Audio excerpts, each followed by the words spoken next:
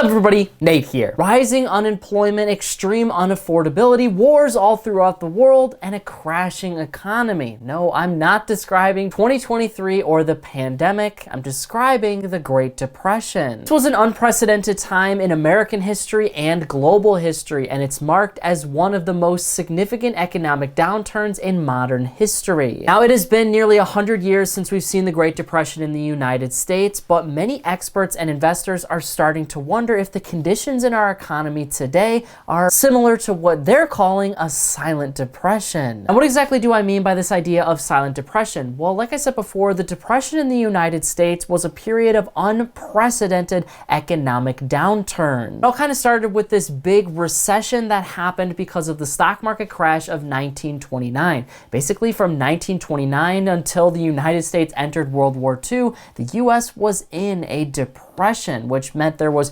really high unemployment. There wasn't really a lot of jobs to go around, and even when people did get jobs, those jobs didn't really pay a whole lot. So people had to work really long hours doing jobs that were grueling in order to put food on the table, and it wasn't really a lot of food at that. Like I said before, this was a period where the vast majority of Americans were struggling financially, and it was really tough to put into perspective how many people weren't able to get the things that they needed to survive, which sort of led to all of these sort of industries in the United States crumbling, our markets crumbling, and it just was not a time for economic prosperity. This also led to a lot of things to be created in the United States, like the Federal Reserve was created around this time to sort of help the banking sector and to stimulate the economy and to sort of create this bridge between the executive branch and the Treasury Department in the United States, where money sort of flowed in a different direction. We also had FDR's New Deal. FDR, Franklin Delano Roosevelt, was the president during this time, and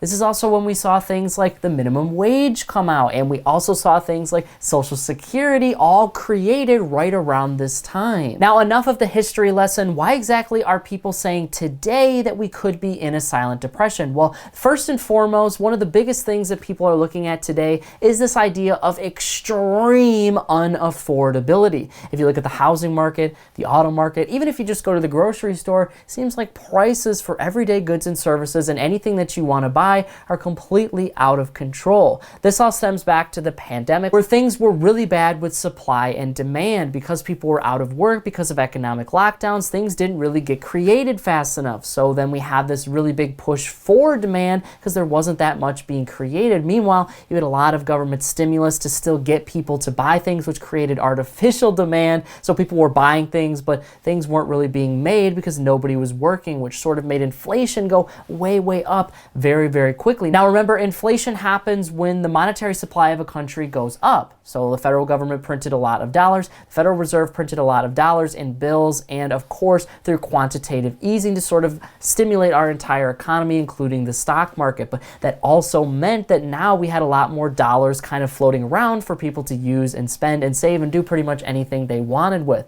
That led to inflation, which basically means that the buying power of everybody's dollars in circulation now start to go down because everybody has a lot more money, which means everything has to go up in price, because if it doesn't, people are just going to continue to buy more and more and more. But we only have so many resources, we only have so much in this world, so the prices of things have to go up. Companies have to pay more in order to make more, so it sort of creates a lot of problems for an economy. But now it seems like even though we're out of the pandemic, prices are still going up. Well, that is because the root problem that we've sort of been facing over the last 3 or 4 years or so is inflation. And it's this idea that the federal government and the Federal Reserve printed trillions of dollars through stimulus measures and quantitative easing to help out Wall Street. So now the entire rest of the country is left with this really high inflation. Those dollars are still in circulation, and what the Federal Reserve has been trying to do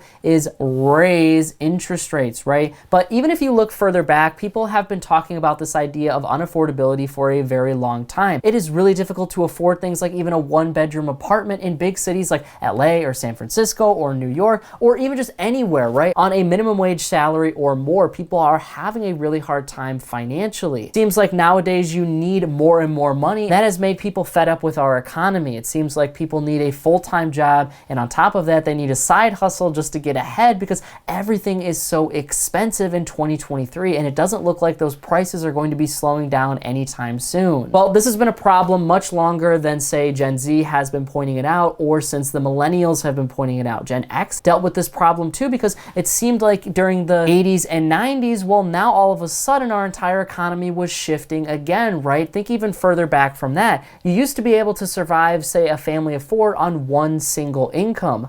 Then in the 80s and 90s, now you needed 2 incomes to get the same things that 1 income had. And now it seems like today you almost need 3 incomes in order to support the everyday life that somebody had back in the 60s and 70s. Now, why exactly is that? Well, there are a lot of different reasons for this, but like I said before, the one that we can definitely pinpoint from the financial side is inflation. Inflation in the 70s and early 80s was very, very high. What that meant was prices needed to go way up because people were making a lot of money, and people were making a lot of money because the federal government did something that sort of maximized inflation all at once. In the early 70s, President Richard Nixon actually suspended the gold standard. So during the 60s and even earlier, you could actually exchange US dollars for a specific amount of gold. However, during the 1970s, Nixon actually stopped this. And the reason for that is because he wanted the United States to be able to expand a whole lot faster and not have to rely on the US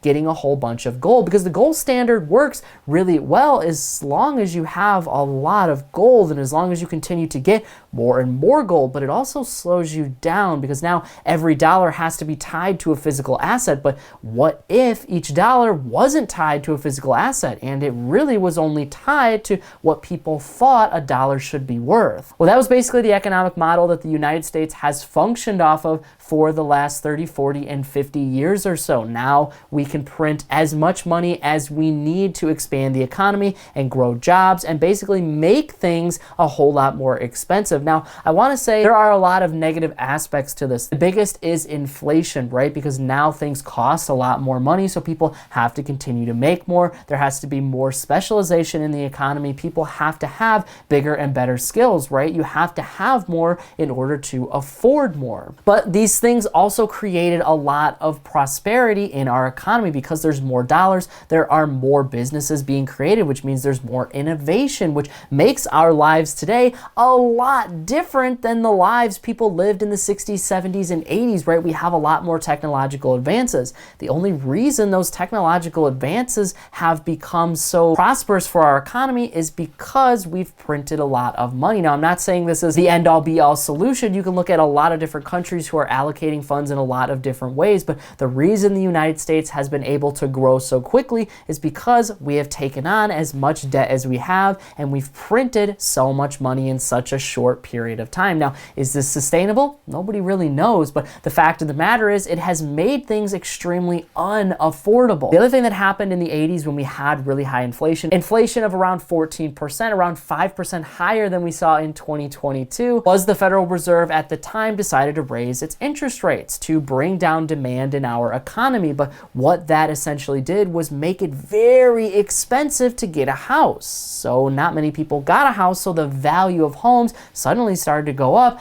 very, very quickly. And mortgage interest rates also went up very quickly, almost to around 10 to 15%. It was very expensive to get a home during the 80s and early 90s. That made the value of homes go up a lot, and it also made the value of cars go up a lot. But even if you think of those things for a second, a car in 1980 and a house in 1980 are going to be exponentially more expensive in 2023 because now those things are a lot more technologically advanced, or a lot safer. There's a lot different things that builders go through in order to create a house today. This completely changes our economy, so it makes sense that things cost a lot more, but it also makes sense that inflation and Federal Reserve interest rates have had a big impact on our economy. But overall, all of this has made things just very unaffordable and very expensive in our economy today. The other thing you have to remember is our workforce is very much different than what it was 20 and 30 years ago, right? Because nowadays, nowadays, pretty much the baseline for a lot of different careers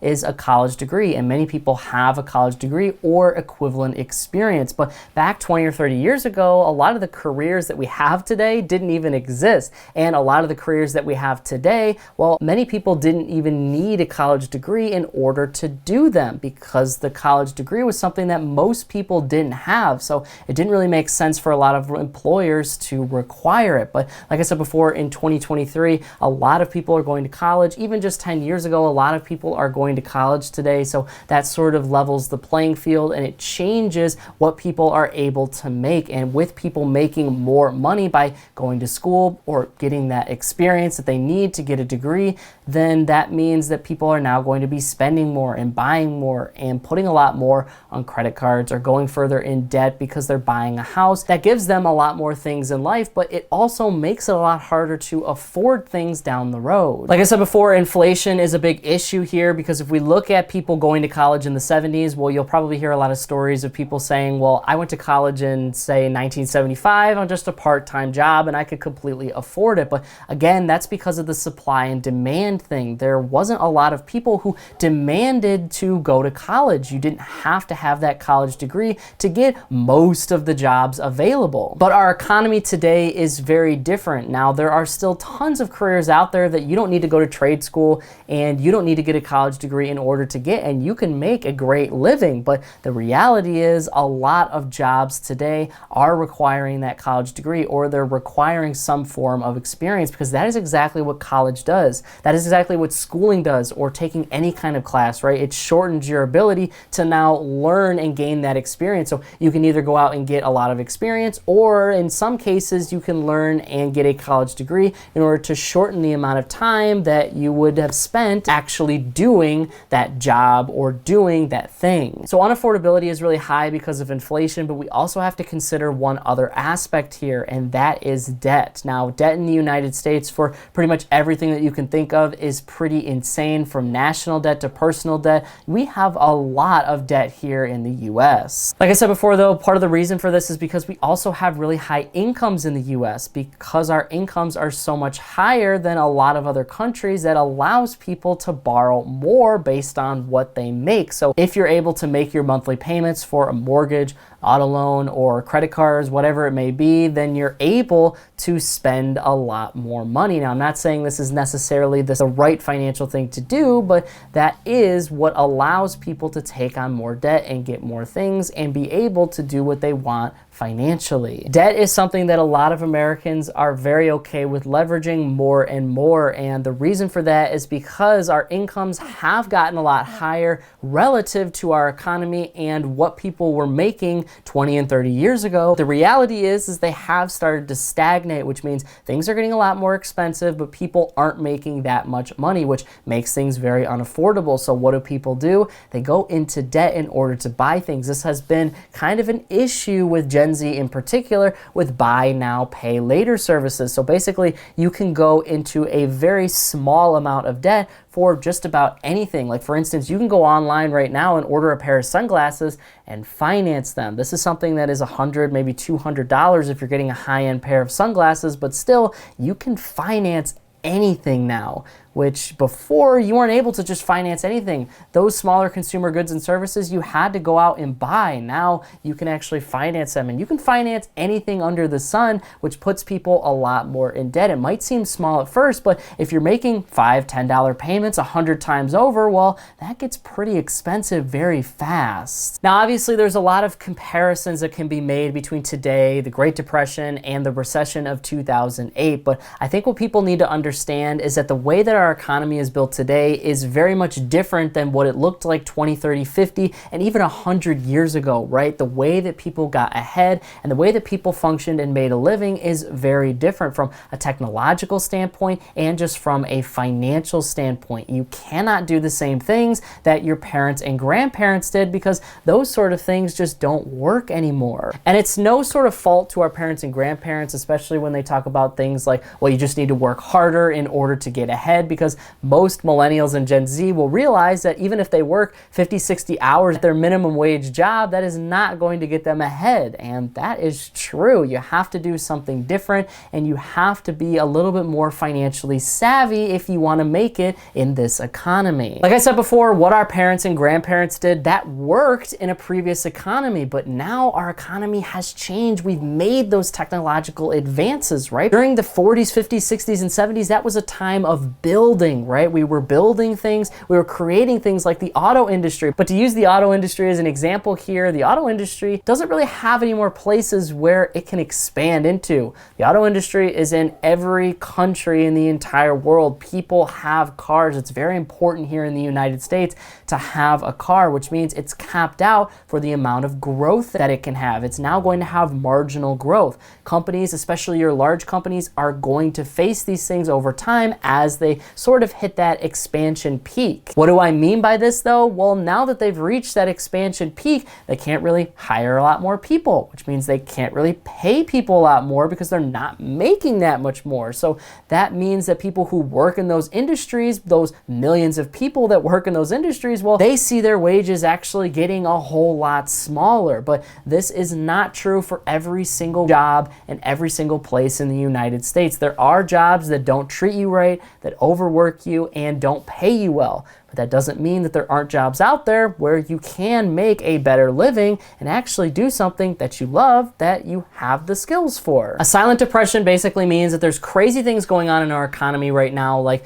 unemployment, or there's not really a way to advance in the workforce. We have things like student loans and credit card debt, and also unaffordability and inflation sort of putting downward pressure on our economy. And to be honest with you, all of those things are putting downward pressure on our economy. We cannot escape that. But to say that these things are invisible, or to say that they're new in today's day and age, is definitely not something that is true. These types of economic conditions have existed in our economy before, because our economy goes through cycles of booms and busts, right? We have periods where there is a lot of debt, and there is a lot of unemployment, and there is a lot of economic struggling, and there's always going to be that in our economy. But new generations, well, they just haven't seen it before. They haven't lived through market crashes before. They haven't lived through high unemployment before. So when they see it, only thing that they can compare it to is the things that they have heard of in the past. But what you have to know is that all of these economic conditions and all of these recessions and every single depression or recession that has ever happened is always very different, and the things that cause them are always very different too. So they're not going to look exactly like something that we've seen in the past. They're going to look different based on what is happening in our economy today. I want to leave you with this though. Things are absolutely dark in our economy. Like I said before, you've got inflation, student debt, you name it. These things are putting pressure on millions of Americans right now, and there is a lot of struggling in our economy today. But what you have to understand is there's also advantages and plenty of opportunities out there. And this is exactly how the wealthy sort of are able to get ahead through times of prosperity and also through depressions and recessions. There's always an opportunity out there for you to be successful, but you have to be able to find that opportunity. Like something today that we didn't have in the 70s and 80s is obviously the internet, right? So now it's easier for people to educate themselves. You can use ChatGPT to educate yourself and to learn and to grow faster than a lot of people were able to do. So you can learn your history. Of course, you can do your own due diligence. You can learn the things that you need to know in order to be successful in this economy. Now, of course, almost everybody has access to the internet, so that creates a baseline, but if you know how to use it the right way, now you can get ahead, and that's what you need to be focusing on. What can you do to get the things that you want? Obviously, our entire economy is in a bit of a rough patch right now. Nobody knows when it's going to be doing better, but instead of saying, I can't have that, say, how am I able to get the things that I want? It's also easier to invest now than it pretty much ever has been in American history, so you can now just download an app and start investing today with $1. Now, $1 is not going to make you a millionaire and a billionaire, but it's a start, and it's easier to do than it was 20 or 30 years ago. You had to pay crazy fees like in the 90s and 80s, and you had to have a full-blown stockbroker just to invest. Now you can do it on your own. Now again, always do your own due diligence. Never never listen to random people online when investing, but the key is to stay educated and know how to manage your money in a way that makes sense for you and your family. Just like the Great Depression created a lot of changes in our economy, this kind of period that we're going through is also going to create a lot of changes, and you have to learn to adapt and kind of roll with the punches if you want to be successful in not only the economy today, but the new economy that is forming in the future. Now, if you want to learn more about how to manage your money and how to actually capitalize on the opportunities in our economy today, I have a ton of videos on this channel. You can click right here, or you can click the video in the description below. That is it for me, everybody. Be kind out there, and I'll see you all in the next one.